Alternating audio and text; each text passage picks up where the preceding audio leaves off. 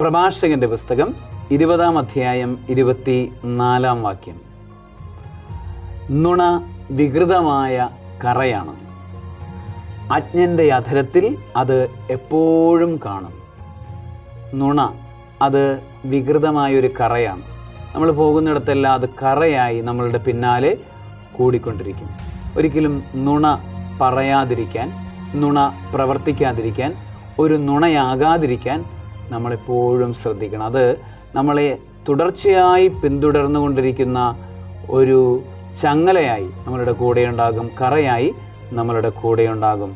നമ്മളുടെ പ്രഭയെ നഷ്ടപ്പെടുത്തുന്ന ഒരു ഇരുട്ടായി അത് നമ്മളുടെ കൂടെയുണ്ടാകും. ആകയാൽ നുണ പറയാതിരിക്കാൻ നമുക്ക് തീരുമാനമെടുക്കാം, നുണയാവാതിരിക്കാൻ നമുക്ക് തീരുമാനമെടുക്കാം.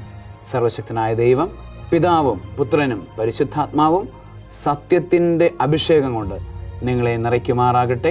ആമേൻ.